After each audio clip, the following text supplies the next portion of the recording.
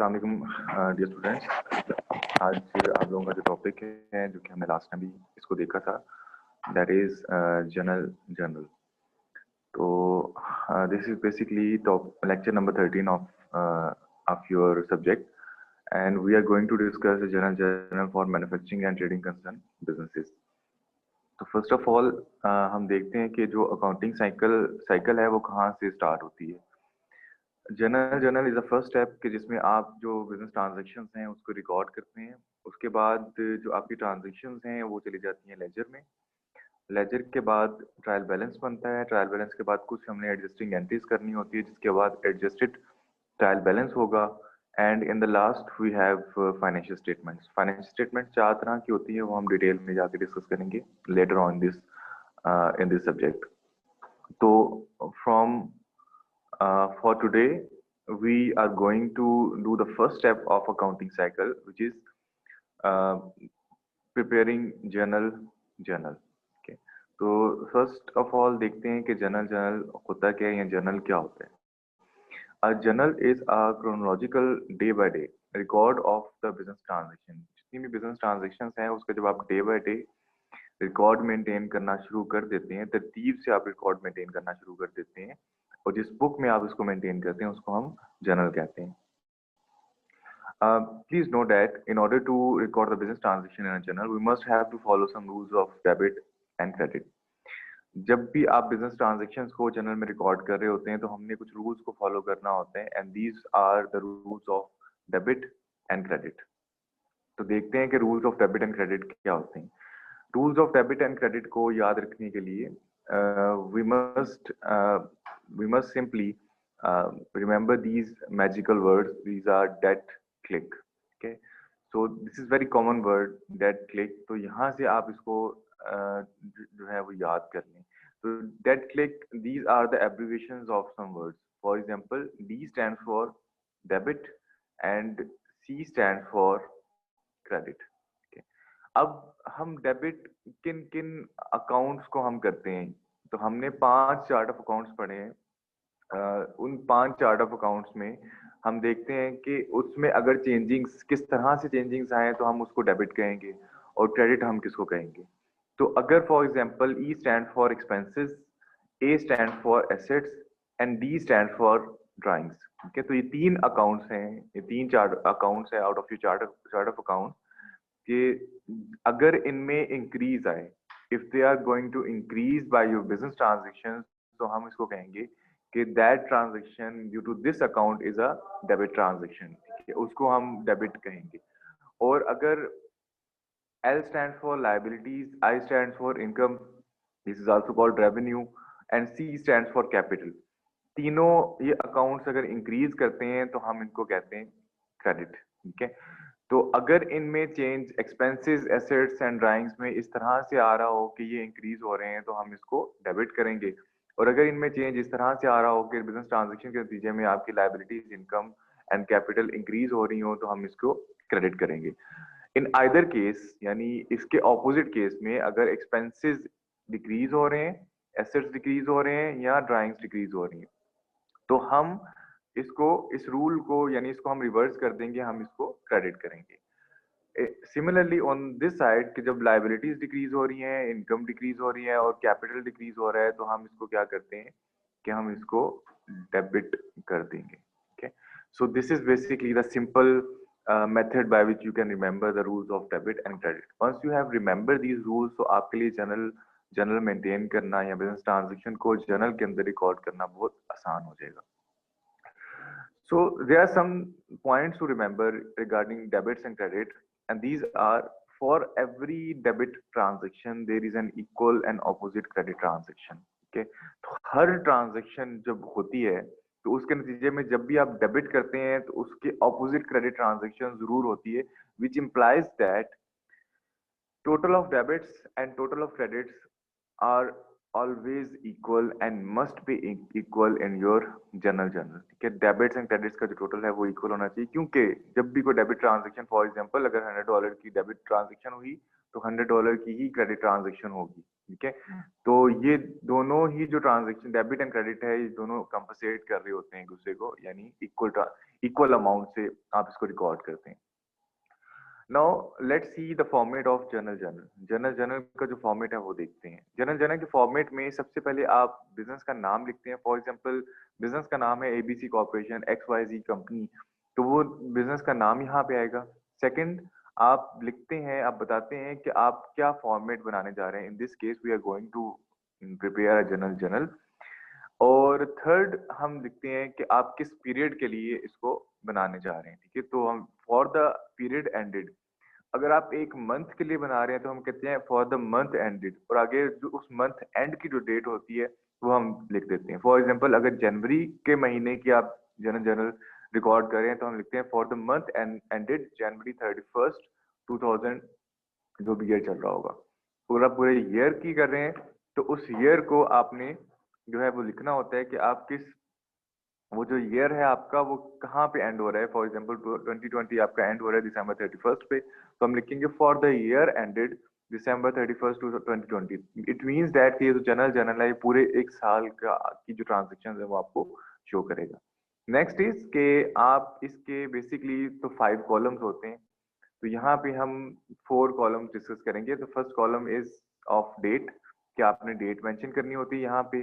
And the second column is कि आपने यहाँ पे डिस्क्रिप्शन मेंशन करनी होती है, कि आप डिस्क्रिप्शन मतलब कि आप डेबिट कर रहे हैं तो किसको कर रहे हैं, या क्रेडिट कर रहे हैं तो किसको कर रहे हैं।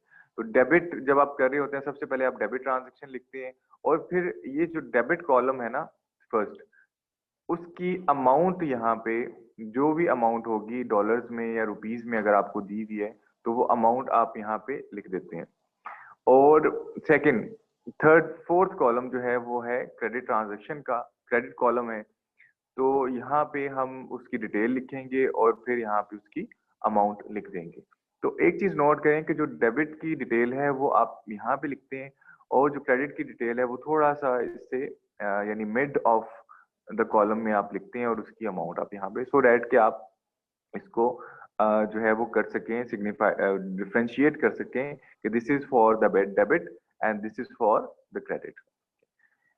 Next, we are practically going to record the transactions in journal journal. Journal journal में हम जो transactions हैं वो देखते हैं कि किस तरह से रिकॉर्ड करेंगे। We have already studied कि अकाउंटिंग क्वेश्चन आप किस तरह से प्रिपेयर करती हैं, और उसमें हमने काफी डिटेल से देख लिया कि जब भी कोई ट्रांजेक्शन होती है उसके नतीजे में उसका उसका इम्पैक्ट अकाउंट्स के ऊपर क्या आता है। हमने उसमें ऑलरेडी पढ़ लिया है कि हम जब ट्रांजेक्शन होती है तो हम उसको कैटेगराइज कैसे करेंगे, और उसमें इंक्रीज या डिक्रीज हम उसको उसको में जो चेंज है वो कैसे देखेंगे, और फिर हम उसको अकाउंटिंग क्वेश्चन में कैसे रिकॉर्ड करते हैं। Now the rule is same कि सबसे पहले हमने ट्रांजेक्शन में देखना है कि कौन कौन से जो अकाउंट्स हैं वो इम्पैक्ट हुए, नंबर 1। नंबर 2, हमने देखना है कि वो जो अकाउंट्स हैं वो किस क्लास में जो है वो फॉल कर रहे हैं। और फिर नंबर 3, हमने देखना है कि उसमें चेंज क्या है, यानी ये इंक्रीज हुए हैं अकाउंट्स या डिक्रीज हुए हैं। फिर हम उसमें जो रूल्स हैं वो अप्लाई करेंगे इसके ऊपर। तो let's see some of the transaction which are also familiar to you. For example, mister Naveed started the business with the name of ABC company with 5 lakh rupees on 1st January 2020। Mister Naveed हैं कुछ शख्स जिन्होंने business शुरू किया है with the name of ABC company, और उन्होंने 5 lakh rupees जो है वो इन्वेस्ट किए हैं इसमें, और जो डेट है वो 1st जनवरी 2020, और बिजनेस का नाम है एबीसी कंपनी। ठीक है, तो यहाँ पे हमने सबसे पहले देखना है कि इस ट्रांजेक्शन के नतीजे में कौन कौन से जो 2 अकाउंट्स हैं वो इफेक्ट हुए हैं। In this transaction, following accounts have affected। ये 2 accounts हैं जो affect हुए हैं। You already know it कि whenever an owner invest some money into the business, तो 2 accounts जो है affect होते हैं, एक cash, दूसरा capital। कैश इस ट्रांजेक्शन के नतीजे में क्या हुआ कि cash has increased into the business and the capital has also increased into the business। ठीक है, अब इसको देखते हैं कि जो रूल्स हमें ड्राफ्ट किए थे ना उसमें देखते हैं कि ये किस कैटेगरी में फॉल करते हैं। ठीक है, तो ये रूल्स थे। ठीक है, ट्रांजैक्शन नंबर 1 को हम यहाँ फिट करने की कोशिश करते हैं। तो 2 आपके अकाउंट्स हैं, याद रखिए, एक तो कैश, दूसरा कैपिटल। तो कैश इन 6 अकाउंट्स में से नहीं, expense, assets, drawings, liabilities, income and capital किस में फॉल कर रहे हैं? तो obviously we know that cash belongs to the assets, ठीक है। अब नेक्स्ट इज के सेकंड इज कि कैश में क्या चेंज आया है? कैश में ये चेंज आया है कि cash has increased into the business. So हमने ये पढ़ा था कि अगर इन तीनों में से किसी अकाउंट में इंक्रीज आता है, ठीक है, तो कैश में भी इंक्रीज आया है तो cash belongs to the assets, तो हम उसको क्या करते हैं, हम डेबिट करते हैं, ठीक है। तो इसका मतलब है कि जो कैश है वो डेबिट हो रहा है यहाँ पे। Second, capital. कैपिटल भी चूंकि इंक्रीज हुआ है और हमने ये देखा है कि कैपिटल जो है जब इन तीनों अकाउंट्स में से किसी एक अकाउंट में चेंज आए और वो पॉजिटिव चेंज यानी इंक्रीज हो, तो हम उसको क्या करते हैं, हम इसको क्रेडिट करते हैं। तो यहाँ पे जो वो रूल, वो जो हमने रूल एक क्रेडिट एंड डेबिट का स्पेसिफाई किया था वो अप्लाई हो रहा है ना, कि for every debit transaction there is an equal and opposite credit transaction, ठीक है। कि डेबिट ट्रांजेक्शन हुई है आपकी कैश के हवाले से और जो क्रेडिट ट्रांजेक्शन है वो होगी आपकी capital. So let's explore it further कि कैश हैज इंक्रीज्ड और कैश जो है वो एसेट्स में फॉल कर, इसका मतलब है कि आपकी जो ओवरऑल एसेट्स हैं वो इंक्रीज हुई, ठीक है।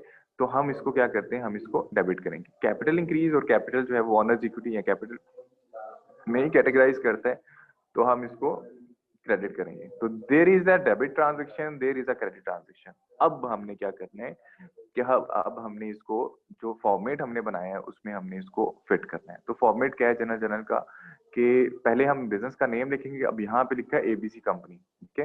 फिर फॉर्मेट कौन सा बना रहे हैं, जनरल जनरल। देन अब क्योंकि मंथ की ट्रांजेक्शन है तो लिखेंगे फॉर द मंथ एंडेड जनवरी, यहाँ पे सॉरी 31st होगा, जनवरी 31st 2020। नाउ आप अपनी कॉपी में, आप जो नोटबुक है उसमें आपने इसी तरह से कंपनी का नाम लिखना है, जो आपने सोल्यूशन देना है उसमें आपने सोल्यूशन आपने यहाँ से स्टार्ट करना है, दिस इज बेसिकली सोल्यूशन, और जिसमें आपने हेडिंग दे देनी है एक ही दफा, और फिर नीचे जो कॉलम्स हैं 4 कॉलम्स वो आपने ड्रॉ करने हैं। नाउ फर्स्ट ट्रांजेक्शन हम यहाँ पे लिखते हैं कि डेट सबसे पहले लिखेंगे जनवरी 1। देन हम सबसे पहले जो डेबिट की जो ट्रांजेक्शन है ना, डेबिट क्या हो रहा था, अगर आपको रिमेंबर हो तो कैश, तो कैश अकाउंट, अकाउंट यहाँ पे लिखना जरूरी होता है। कैश अकाउंट जो है वो डेबिट हो रहा है और इसकी जो अमाउंट है वो यहाँ पे लिखेंगे 5 लाख से, 5 लाख ही उसने इन्वेस्ट की है ना। देन सेकंड इज के जो क्रेडिट है वो क्या हो रहा है, क्रेडिट इज बेसिकली कैपिटल। अब ये देखें कि इसका जो डिफरेंस है वो ये कि हमने जो डेबिट की जो ट्रांजेक्शन है वो यहाँ पे स्टार्ट हमने यहाँ से की, और जो क्रेडिट हमने लिखना होता है, क्रेडिट की जो डिस्क्रिप्शन लिखनी होती है वो थोड़ा सा इसको आगे करके लिखना होता है, so that there could be a difference between debit and credit accounts. और कैपिटल जो है वो क्रेडिट हो रहा है और वो कितनी अमाउंट से हो रहा है, वो 5 लाख से हो रहा है, ठीक है। नाउ यहाँ पे देखें तो वो रूल सेटिस्फाई हो रहा है कि for every debit transaction there is an equal and opposite credit transaction, कि जितनी amount total of debit must be equal to total of credit. अब डेबिट साइड पे 5 लाख है तो क्रेडिट साइड पे भी 5 लाख है, तो दोनों बैलेंस हो रही है। इसके बाद हमने एक लास्ट काम ये करना होता है कि नीचे डिस्क्रिप्शन लिखनी होती है। अब डिस्क्रिप्शन क्या होती है कि description is basically, sorry narration होती है। नरेशन क्या होती है, नरेशन इज बेसिकली आपने जो ट्रांजेक्शन की है उसको थोड़ा सा एक्सप्लेन करना होता है कि आपने ये ट्रांजेक्शन क्या की। सो ट्रांजेक्शन को कोई हार्ड एंड फास्ट रूल नहीं है कि आपने यही वर्ड्स चूज करने हैं जो बुक्स में, आप इसको अपनी अंडरस्टैंडिंग से भी लिख सकते हैं। For example mister Naveed brought capital into the business, ठीक है, या बीइंग कैपिटल इंट्रोड्यूस्ड, ठीक है, या कोई भी आपके जहन में कोई वर्ड आता है, कोई सेंटेंस आता है तो आप उसको लिख सकते हैं, ठीक है। सो अभी हमने क्या किया कि सबसे पहले ट्रांजैक्शन का एनालिसिस किया, उसके जो अकाउंट्स हैं वो देखें, फिर उसकी वो किस कैटेगरी में फॉल करते हैं वो देखें, और फिर उसके बाद हमने देखा कि उसमें चेंज क्या आ रहा है। एंड देन फिर हमने उस वहां से रूल्स में से हमने देखा कि डेबिट कौन सी ट्रांजैक्शन हो रही है और क्रेडिट कौन सी ट्रांजैक्शन हो रही है, उसको फिर हमने फॉर्मेट के अंदर डेट डेट वाइज हमने उसको लिख दिया, और फिर नीचे हमने उसकी जो है वो नरेशन भी लिख दी, ठीक है। So now this was the first transaction. Second transaction देखते हैं, transaction number 2, purchase building for ₹2 lakh on cash. You have already done it, कि इसमें 2 अकाउंट्स हैं वो इफेक्ट हो रहे हैं। एक है जी बिल्डिंग, दूसरा है कैश। ठीक है, अब बिल्डिंग जो है वो भी एसेट्स को बिलोंग करती है और कैश वो भी एसेट्स को। नो, अगर आप ट्रांजेक्शन को देखें कि आपने बिल्डिंग खरीदी बिजनेस के ऑनर ने और कैश उसके लिए अदा किया, इसका मतलब है बिजनेस से जो कैश है वो जा रहा है और बिजनेस की एसेट्स हैं उसमें बिल्डिंग का इजाफा हो रहा है।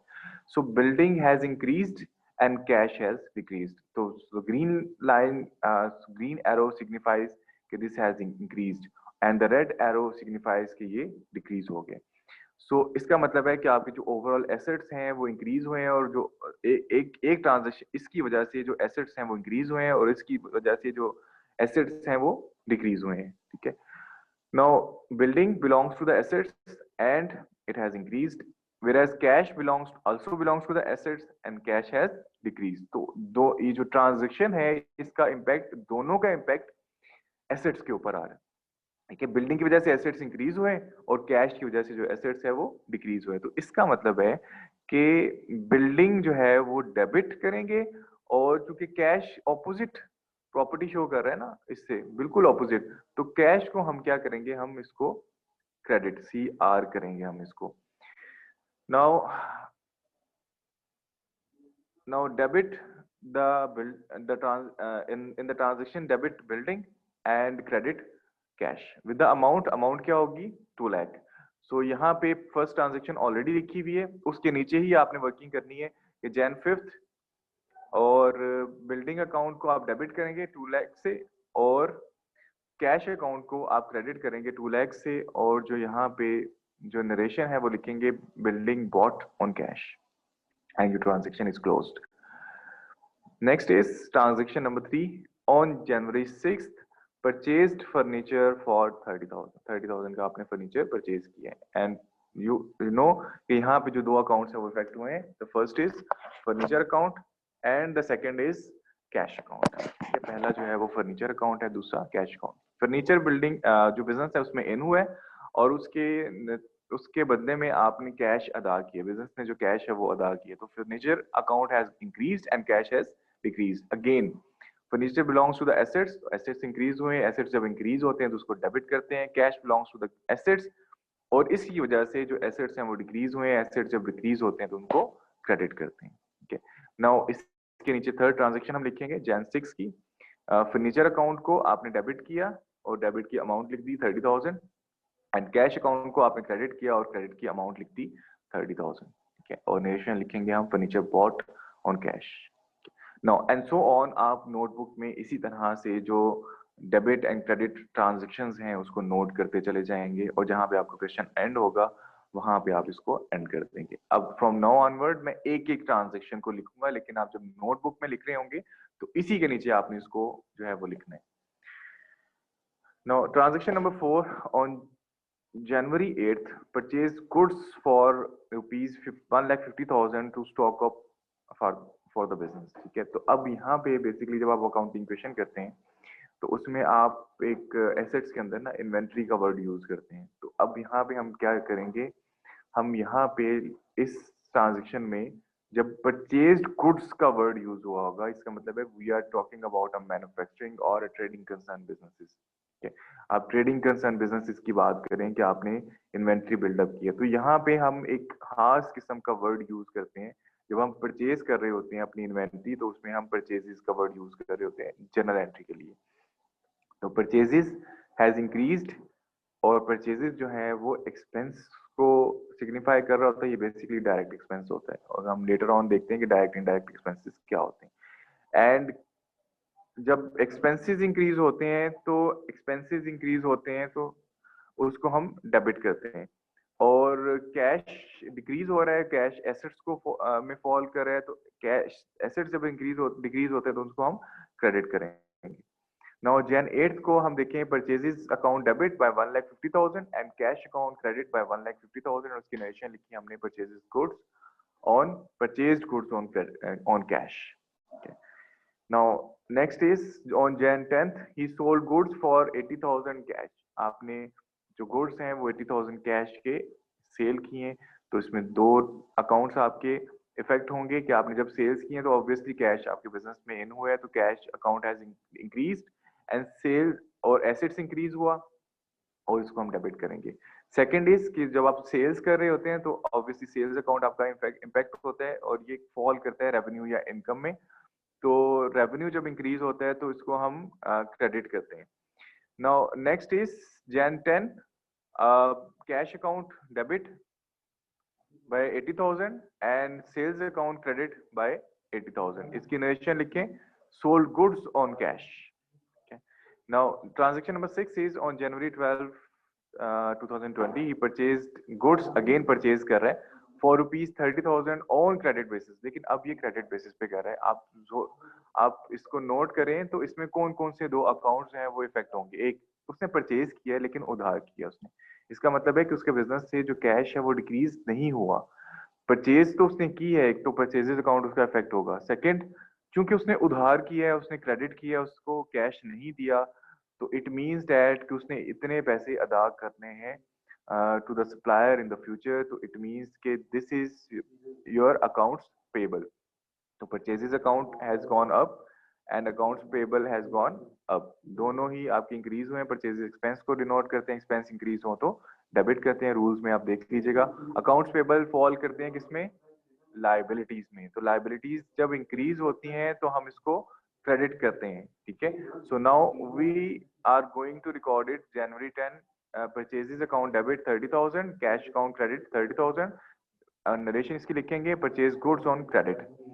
Transaction number 7 is on January 15th he sold goods costing नहीं, he sold goods rupees 70,000 on credit basis. उसने सेल्स की है और 70,000 की, लेकिन क्रेडिट बेस पे की है। सो नाउ यहाँ पे इसका मतलब है कि उसने सेल्स की है, जिसको भी सेल्स की उससे उसने कैश नहीं लिया, उससे उसने कैश रिसीव करना है इन द फ्यूचर, तो that they will become account receivable और डेटर्स या अकाउंट रिसीवेबल्स बनेंगे उनके। तो following two accounts have been affected account receivable, या हम इसको जो है वो डेटर्स भी कहते हैं अकाउंट रिसीवेबल्स को। तो अकाउंट रिसीवेबल इंक्रीज हुए, अकाउंट रिसीवेबल एसेट्स में फॉल करते हैं और इसको जब इंक्रीज होता है तो डेबिट करेंगे। सेल्स रेवेन्यू क्लास में जो है वो फॉल करेगा, रेवेन्यू इंक्रीज होगा तो इसको क्रेडिट करेंगे। Now in this transaction of January 15 account receivable को हम डेबिट करेंगे 70,000 से और सेल्स अकाउंट को हम क्रेडिट करेंगे 70,000 से। उसकी जो नरेशन है वो लिखेंगे sold goods on credit. Now, transaction number 8 is on January 16th. Creditors were paid rupees 30,000. Creditors कौन है? Accounts payable, जिनको आपने पैसे अदा करने, उनको आपने पैसे अदा कर दिए, which means that कि जिनको आपने पैसे अदा करने थे, they were your liabilities in the past. अब आप उनको अदा करने जा रहे हैं, आपकी जिम्मेदारी कम होने जा रही है, लाइबिलिटीज डिक्रीज होने जा रही हैं। तो क्रेडिटर्स और अकाउंट्स पेबल हैज डिक्रीज और कैश भी डिक्रीज होगा क्योंकि कैश आपने आपके बिजनेस से आउट हो रहा है। तो लाइबिलिटीज डिक्रीज जब होती हैं तो उसको हम डेबिट करते हैं, और कैश जब डिक्रीज होता है, एसेट्स डिक्रीज होते हैं तो उसको हम क्रेडिट करते हैं। Now recording these transactions in general, that is January 16th, accounts payable को डेबिट करें 30,000 से और कैश को क्रेडिट करें 30,000 से, और नरेशन इसकी लिखेंगे cash pay to creditors.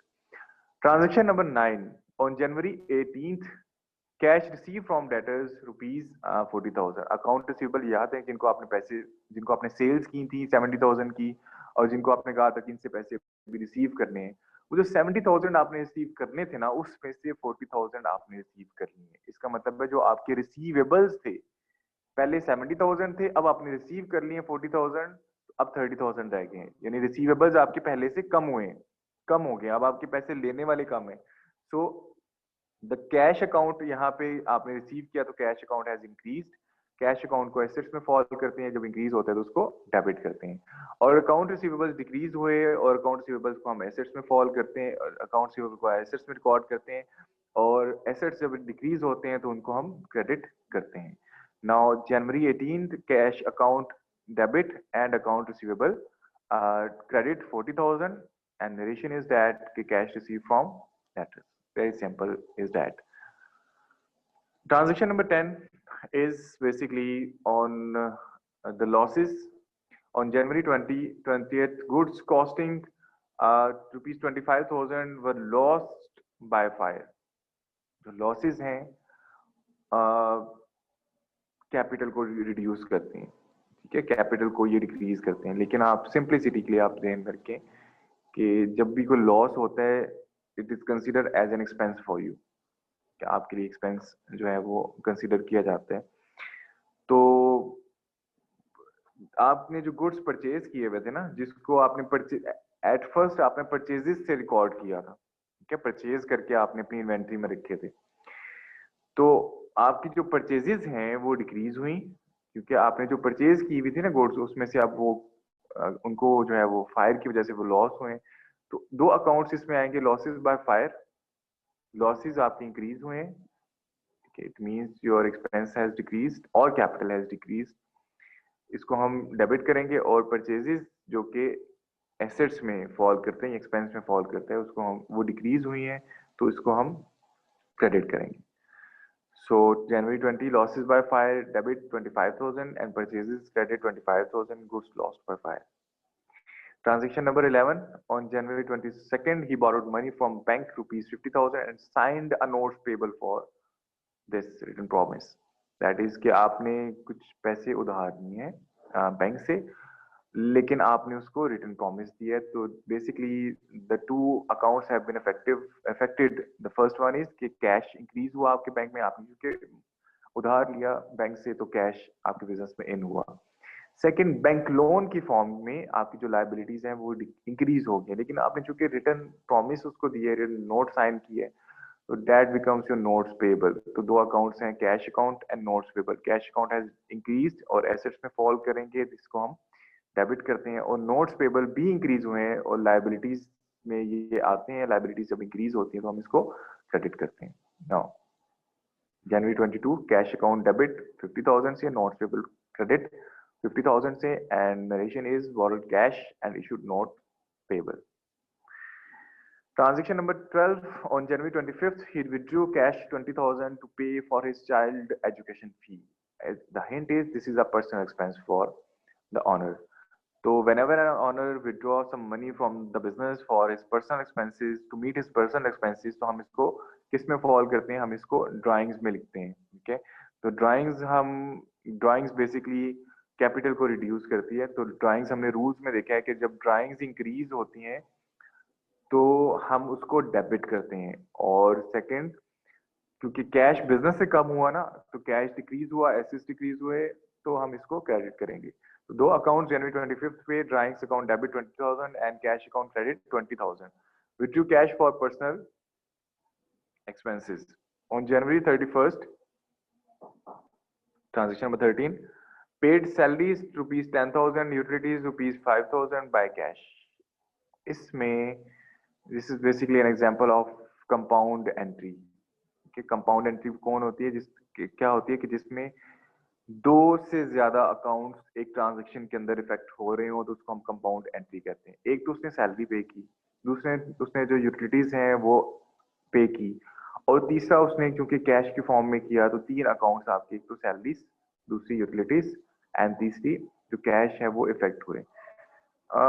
Salaries जो है वो expense, these are the expenses, utilities भी एक्सपेंसेस में आते हैं और कैश जो है वो एसेट्स में आते हैं। Salary account has increase, salary expense has increased, तो एक्सपेंस इंक्रीज हो तो debit, utilities expenses has been increase, तो एक्सपेंसेस जब इंक्रीज हो तो दोनों को डेबिट करेंगे। एक को आप 10,000 से करेंगे और दूसरे को आप 5,000 से करेंगे, 5,000 से आप इसको डेबिट करेंगे, ठीक है। तो 15,000 बेसिकली टोटल आपने कैश पे किया है। तो एसेट्स हैज डिक्रीज्ड, अगर आप कैश पे कर रहे हैं तो एसेट्स जब डिक्रीज होते हैं तो उसको हम क्रेडिट करते हैं। तो कैश आपने कितना पे किया, कैश आपने पे किया 15,000 आपने पे किया, ठीक है। Now record this in journal. January 31st, salaries expense debit 10,000 and utilities expense debit 5,000, cash account credit by 15,000, और इसकी जो नरेशन है वो लिखेंगे, paid salaries and utilities expenses by cash. So these were basically the general transactions के जो आप daily basis पे एनकाउंटर करते हैं बिजनेसेस में, फिगर एंड ट्रांजेक्शंस को बोल सकते हैं। और एग्जामिनेशन पॉइंट ऑफ व्यू से भी ये इम्पोर्टेंट है कि इस तरह की ट्रांजेक्शन्स आपको नॉर्मली आती है. तो I have tried to cover all the transaction, especially with reference to the examination of Punjab University Lahore and with reference to the examination of University of Sargodha. ठीक है, इन दोनों के रेफरेंसेस सेफ जो फाइनेंशियल अकाउंटिंग का या introduction to bookkeeping and accounting का जो आपका एग्जाम्स हैं उसमें इस तरह की जो जनरल एंट्रीज हैं वो फ्रीक्वेंटली आती हैं.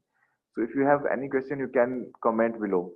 आप जो यूट्यूब का जो मेरा चैनल है उसके नीचे आप उसको कमेंट करें. I will try to reply you as soon as I get free. और जो रेगुलर स्टूडेंट्स हैं उनके लिए फिर नेक्स्ट सेशन जो है वो कंडक्ट हो जाएगा जिसमें इनकी जो जो भी इनकी प्रॉब्लम आप लोगों की प्रॉब्लम्स होगी वो जूम सेशन के ऊपर आपकी प्रॉब्लम्स को लाइव सॉल्व करने की कोशिश करूंगा. So for today thank you very much for staying with me. If you have any question you can ask below the YouTube channel, or you can contact me personally for the regular students. Okay, so take care. Allah Hafiz.